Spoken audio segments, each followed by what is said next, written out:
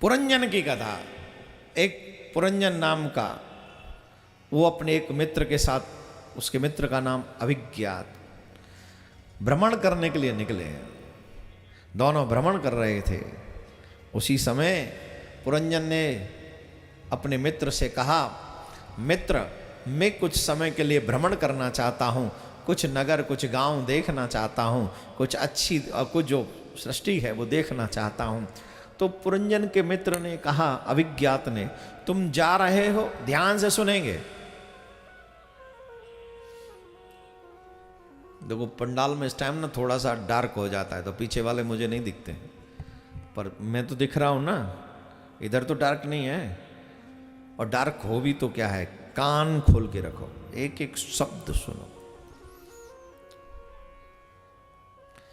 पुरंजन ने कहा, मैं भ्रमण करना चाहता हूं, मैं घूमना चाहता हूं। अभिज्ञात मित्र ने कहा, क्या मिलेगा तुम्हें घूमकर, क्या मिलेगा तुम्हें भ्रमण करने से? बोले नहीं नहीं, मैं जाना चाहता हूं, मैं अकेला भ्रमण करना चाहता हूं। तो अभिज्ञात मित्र ने कहा, ठीक है तुम चले जाओ, घूम आओ, लेकिन घूम के जल्दी वापस आ जाना। तुम याद रखना कि मैं तुम्हारा इंतजार यहीं कर रहा हूं। बोले ठीक है, मैं आता हूं। और वो पुरंजन अनेकों गांव, अनेकों शहर, अनेक भ्रमण करता हुआ हर जगह गया। उसने लाखों हजारों गांव शहर देख लिए, लेकिन उसकी तृप्ति नहीं हुई कहीं। भ्रमण करने से चूका और उसका पेट, कहते इच्छा पूरी नहीं हुई, घूमता ही रहा। अचानक से उसको एक शहर दिखाई पड़ा। ध्यान से एक एक शब्द सुनना। अचानक से उसे एक शहर दिखाई पड़ा। वो 9 द्वार वाला शहर था, और 9 द्वारों वाले उस शहर में पुरंजन ने प्रवेश किया। तो जैसे ही उस शहर में उसने प्रवेश किया, उस जगह पर वो गया, तो सबसे पहले उसे एक बहुत सुंदर स्त्री दिखाई पड़ी। और जैसे ही उस स्त्री को देखा, पुरंजन उस पर मोहित हो गया। उसने पूछा, वो उस नगरी की रानी थी, ये पूरी नगरी उसी के अंडर में थी।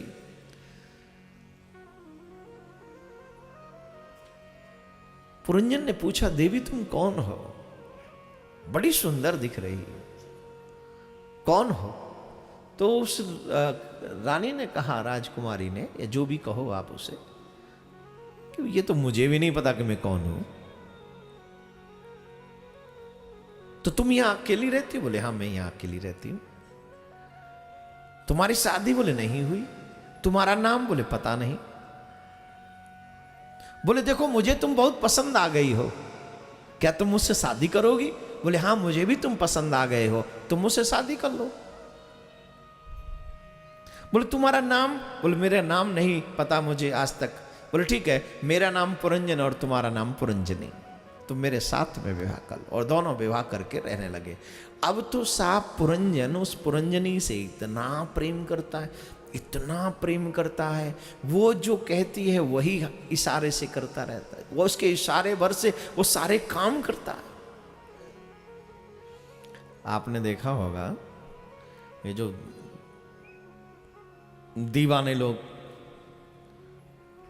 देवी जी को मनाने के लिए कितने कितने लंबे लंबे चौड़े चौड़े वादे करते। तुम कह के तो देखो, मैं आकाश से तारे तोड़ लाऊंगा, कहते बहुत लोग सुने होंगे। और हर हस्बैंड को कहना पड़ता है, हर प्रेमी को कहना पड़ता है, थोड़ा बहुत झूठ भी बोलना पड़ता है। क्या करें, घर जो चलाना है। जो पति मना कर दे, मैं तुम्हें घुमा नहीं सकता, वहां देखो कैसा खाड़ा जम जाता है। थोड़ा बहुत पत्नी को तीर्थ वीर्थ ले जाया करो, अच्छी बात है। क्या कहता है, मैं आकाश से क्या तोड़ लाऊंगा? ईमानदारी से बताओ, ये तोड़ सकता है? सच बताओ, आप सोचो।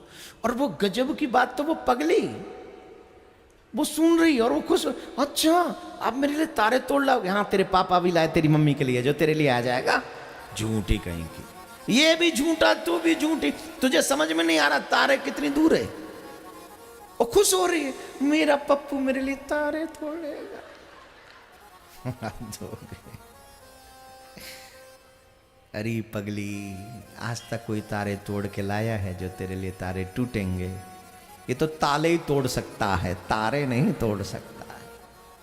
ताले तोड़ना आसान है, तारे तोड़ना मुश्किल। तो लेकिन ये स्थिति हो जाती है, कामातुर पुरुष हमेशा कामातुर पुरुष होकर स्त्री की वशीभूत होता है, इसमें कोई दो राय नहीं। पुरंजन वही करता है जो पुरंजनी चाहती है, पल पल में, पग पग में। उस नगर में एक 5 फन वाला सर्प रहता है। वहां 10 सैनिक हैं और एक सेनापति है जो उस नगर की देखभाल करते हैं। वो जो पंचमुख वाला जो सर्प है, वो रात दिन सोए बगैर पहरा देता रहता है। सोते नहीं है वो पंचफन वाला सर्प, सोते नहीं, बिल्कुल जगते रहता है। और सैनिक भी सेवा में लगे रहते हैं। ऐसे ही वो सुख की जिंदगी जी रहा था। पुरंजनी हंसे तो ये हंसे, पुरंजनी रोवे तो ये रोवे, पुरंजनी नाचे तो ये नाचे, पुरंजनी सोवे तो ये सो जाए, पुरंजनी खावे तो ये खावे, पुरंजनी घूमने चले तो ये चले। अपना कोई वर्चस्व नहीं रहा, उसी के कहने से करता है। ये पुरंजन की कथा है। एक दिन इसके ऊपर एक जरा नाम की स्त्री थी, कन्या थी, उससे कोई विवाह नहीं करता था। वो अपने विवाह की तलाश में रहती थी कि मेरा कोई विवाह कर दे, विवाह कर ले मेरे साथ। उससे कोई विवाह ही नहीं करता था। वो बड़ी परेशान रहती थी, बहुत परेशान रहती थी। और जब वो परेशान रहती थी तो एक दिन वो चंडवेग के पास में गई और उसने अपना सारा दुखड़ा सुनाया। बोले साहब मैं बड़ी दुखी हूं, मुझसे कोई विवाह नहीं करता है। तो चंडवेग ने अपने सैनिक उसके साथ भेजे कि अब तू अपनी मर्जी से जिसको चाहे उसको तू भोग, जिसको भी चाहे तू उसे भोग। अब वो कैसे थे? बोले 365 तो काले, वैसे 360, 365, 360, 365 ऐसे ही वो काले और गोरे थे। उनको लेकर वो चली और उसने आक्रमण किया। किस पे? बोले पुरंजन की नगरी पे आक्रमण कर दिया। और जैसे ही पुरंजन की उस नगरी पर उसने आक्रमण किया, वो भयभीत हो गया। वो अपने बारे में नहीं सोच रहा था। अब ये जो सैनिक थे 10, ये सब हारे गए, परास्त हो गए। सेनापति भी उसके आक्रमण से अपनी स्थिति से बाहर चले गए। अब वो जो पुरंजन है वो अपने बारे में नहीं सोच रहा है, वो पुरंजन सोच रहा है मेरे बाद पुरंजनी का क्या होगा, उसे कौन प्रसन्न करेगा, उसे कौन खुश रखेगा, उसके साथ कौन नाचेगा, उसके साथ कौन खाएगा।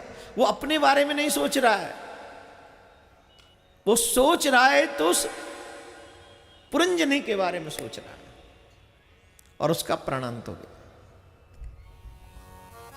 और शास्त्रों में ये लिखित है, आप सब ने सुना है, अंतमति सुगति। अंत में मरने वाले की जैसी मति होती है, अगले जन्म में उसकी वैसी गति होती है। और इसका नाम है पुरंजन। पुरम जनेति इति पुरंजन। तो इसका नाम पुरंजन है। अब मरने के बाद में ये क्या बना? बोले स्त्री बना। अब जब ये स्त्री बना तो इसका विवाह जो है एक राजा के साथ में हो गया। और विवाह जब राजा के साथ में हो गया,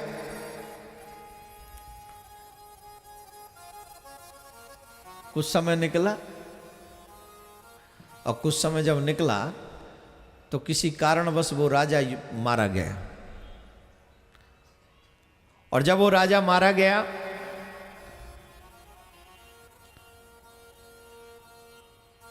पुरातन समय में पति के मरने के बाद सती हुआ करते थे। पुरातन समय में, आजकल नहीं, आजकल नहीं। और आजकल होना भी पति भी इतना कोई, मैं ज़्यादा नहीं बोल सकता हूँ, धर्म संबंधित बात है, इसमें अपना पर्सनल विचार जबरदस्ती नहीं रखना चाहिए। मुझे ऐसा लगता है जहाँ धर्म की बातें होती हों वहाँ अपने विचार कम कर लेने चाहिए। जहाँ मान्यताएं पुरातन मान्यताएं, कोई आजकल की नहीं है, तो उसमें अपने विचार कम कर लेने चाहिए। तो मलयध्वज राम नामक राजा से जब विवाह हो गया और वो प्राणांत उसका हो गया, तो वो पुरातन समय में ऐसा होता था कि पति के जाने पर मोस्टली स्त्रियां सती होती थी जो पतिव्रता होती थी। अब वो सती होने के लिए चिता बनाई और उस चिता में जाकर बैठी। अब ये स्थिति तो है इस पुरंजन की। अब स्थिति सुनो उस अविज्ञात मित्र की। अविज्ञात मित्र ने सोचा कि हमारा मित्र भ्रमण करने के लिए गया था लेकिन आज तक लौटा नहीं, कहाँ घूमने में लग गया, क्या वो कहीं रास्ता तो नहीं भटक गया। अब उसे ढूंढते ढूंढते वो अविज्ञात नामक जो मित्र थे पुरंजन के, वो अपने मित्र को ढूंढते ढूंढते चले। तो ढूंढते ढूंढते वो वहां पहुंचे जो स्त्री, पुरंजन इस समय इस जन्म में स्त्री बनकर सती होने के लिए बैठा हुआ है, चिता के ऊपर जा रहा है। तो तब वहां पर पहुंचे और उसने कहा, अरे अरे ये क्या कर रही हो भाई, ये क्या कर रहे हो तुमने मुझे पहचाना ही नहीं, तुम मेरे को पहचानो, मैं तुम्हारा मित्र हूं, बचपन का मित्र हूं। उस स्त्री ने कहा, तुमको शर्म आनी चाहिए, मैं पतिव्रता स्त्री हूं, मेरा पति मरा हुआ है, मैं अपने पति के साथ सती होने जा रही हूं और तुम मेरे को कहते हो कि मैं तुमको बचपन से तुम मेरे मित्र हो। पतिव्रता स्त्री का तो पति ही मित्र होता है, तुम मित्र कैसे हो सकते? अरे तुम नहीं समझ रहे हो, तुम मुझे पहचानो, मैं तुम्हारा सिर्फ इसी जन्म का नहीं हर जन्म का मित्र हूं। याद करो, तुम मुझसे भ्रमण करने के लिए करने के लिए थे, मैं भ्रमण करने जा रहा हूं, फिर वापस आ जाऊंगा, ये सब तुमने मुझसे कहा था। तब उस स्त्री ने दिमाग दौड़ाया, थोड़ा सा पुराने जमाने की बात लौटी और जब याद आई तब उसे याद आया, तो पति को वहीं छोड़ के वो सती होना बंद छोड़ छाड़ के अपने मित्र के साथ में चली गई। और वो पुरंजन कोई और नहीं, हम और आप ही हैं। अविज्ञात मित्र कोई और नहीं, अविज्ञात मित्र मेरा परमात्मा ही है, वही हमारा जन्मजात मित्र है।